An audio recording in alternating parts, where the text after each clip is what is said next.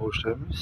Iso Ruhulloh davrida Iso Ruhulloh bilgan qadam bu Muhammad kelishi va Muhammad sallallohu alayhi vasallam nur otani o'zi kelishi, nurni o'zi yerga tushishi sifatida aytib o'tgan. Bironta payg'ambarlarni ummatlari bu ishni qilmadi. Meni ham ummatlarim bunga harakat qilmasdi va menga zulm qilib, san o'sha Xudoing qani la ilaha illalloh o'sha qayerda bizga topib ber, o'lgandan keyin qaytib tirilasan deyapsan, sani o'ldiramiz deb yahudlar o'ldirishga mahkum qilgani va o'sha sani la ilaha illallohni qaytib tiriltirsin degan hukmini qo'yganlar. Hech kim yordam bermagan. Isodan million insonlar to'da bo'lgan, jannat do'zaxlar haqida gapirgan, kalimani aytgan. Mani himoya qilmaysizlar, men yaqinda ketaman, qaytib tirilaman deb sizlar meni ko'rasizlar, o'ldiradi odamlar, men qaytib tirilaman, la ilaha illalloh deb ularga o'rgatsam ishonmagan. Bu yerda Iso aytadiki, Hazrat Iso farmoyadiki, ammo ummati Muhammad dar tarozi mashari bal in xotiri ham sangiri xohat ki zabonشا عادی و کلمه است که برای امتی پیشینستانگی بودد ان کلمه لا اله الا الله است. Ya'ni Muhammad ummatlarga la ilaha illallohni qoldirdi. Ular juda ko'p aytib, eng chiroyli va baxtli ummat bo'ladi. Mana shularni ummati bo'lsam deb orzu qilganda Alloh qabul qilgan, seni o'ldirmayman, qaytib tushasan, dajjolni o'ldir, shuni ummati bo'lasan degan ekan. Bu yerda kalima tavzi yak amru vazi ravshan است. Anqadari ki xonat in kalima dar million ummata Muhammad Mahmud است. Ya'ni kimda kim ovozi bilan chiqib shu kalimani o'qisa, Muhammad shod bo'lar ekanlar, ummatim o'qiyapti, o'rgatyapti deb xursand bo'lar ekanlar.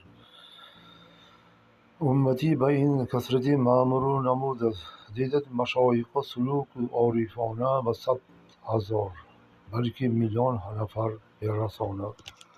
Ular 100,000 marta aytadi, balki million marta aytib, odamlarga yordam berib, o'sha qiyomat kunida ham shu qutqarishga harakat qilish uchun shuni ko'paytar ekan.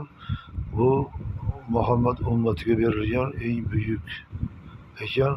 Qaysi millat bo'lishdan qat'iy nazar la ilaha illalloh, la ilaha illalloh Muhammad sallallohu alayhi vasallam deb 100 martaga bir marta Muhammad sallallohu alayhi vasallam qabul bo'ladi.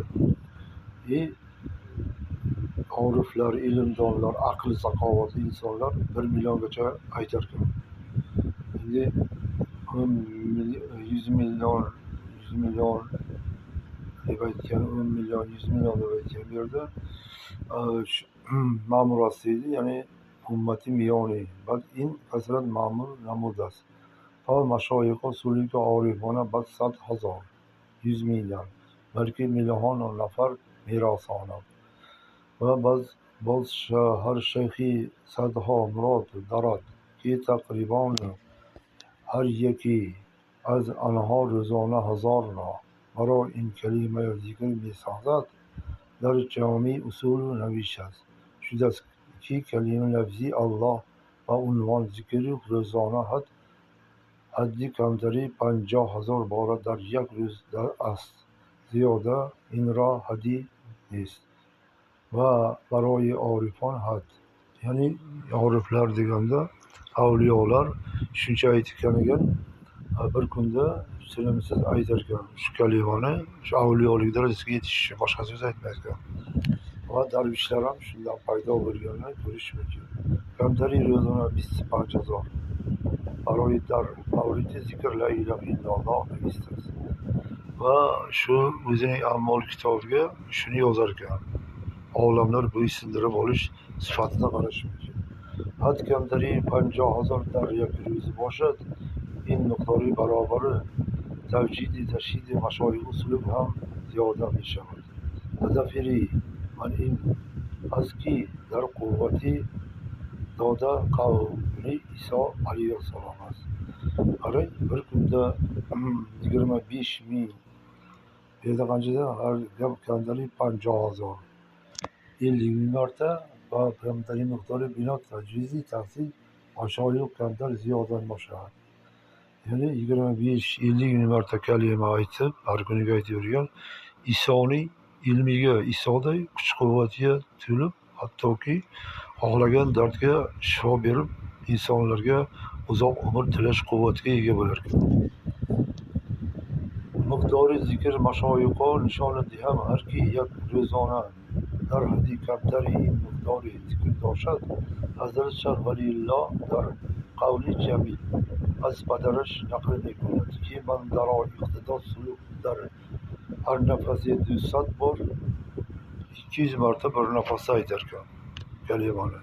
Bir nafas olganda 2 man ko'p urinaman 80-70 100ga qarab boraman deyman, nafas olish qiynaladi.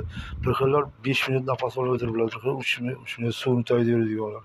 Mana shular o'qib tursa agar o'sha ajal kelib turganda qaytarib bilar ekanda. 3 minut 5 minut nafas olmay aytadigan insonlar bor. Shuni aytsa ular 1 soatda necha minut, 60 minutda har minutda bir nafasda bir nafas agar olsa 60 minutda qancha bo'ladi? 1 soatda 200 martadan aytsa tasavvur qil. 6 kere 2 bu o'sha ajalni qaytarib bilar ekan. Abu Qurudi mefarmoydi, man shundan bad kiyimlar gaz 70,000 bor 70,000 marta la ilaha میخواندم آتش جهنم نجات بیابد. یا شدم که این خبر من یک حسابی یعنی 70,000 برای زنی خودم خواندم. چندی سال برای خودم ظاهر کردم. نزدیک آخر نجان سکونت داشتی که باشد کرامت مشهوری بود. تبریکی بیهوشی دوزه هم برایش کشفی می شود.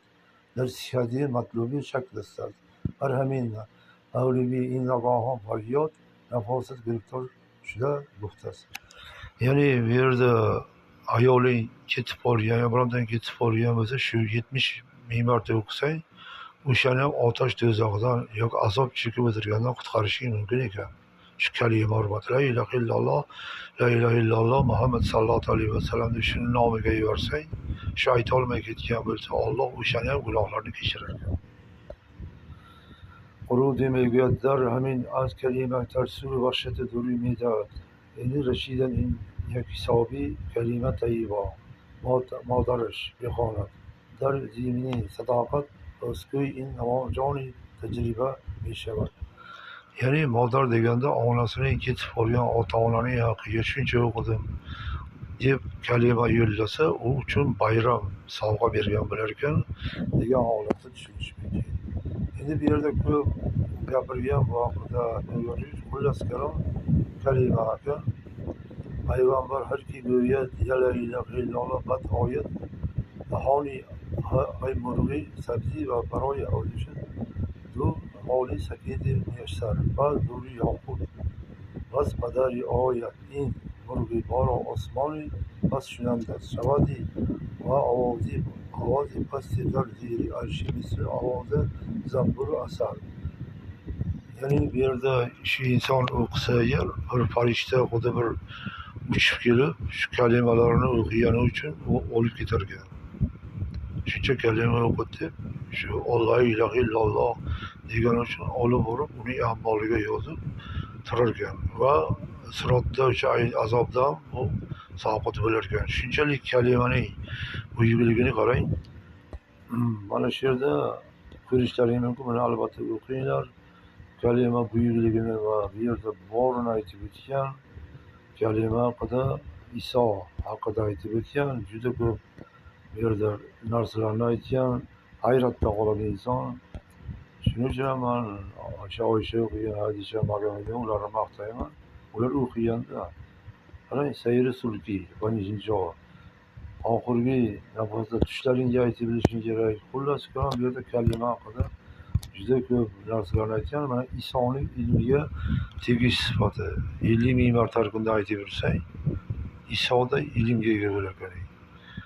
O'sha 100 ming marta, 30 marta yoki qancha xohlasang uni aytib bilishing kerak.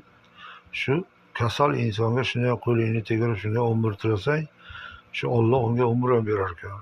Xullas kalom, bu haqida gapirsa ko'p gaplarni gapirishmayman. Kalimani shahodichi o'qigani uchun shosha aytamanki, unga rahmat, tashakkur bildiringlar. Hozirgi zamonda sanlar 1000 martadan o'qisang ham o'zlaringga o'sha nur olmay quvvatini oshir. La ilaha illalloh, la ilaha illalloh, Muhammad sallallohu alayhi vasallam degan holatda qilishmaydi.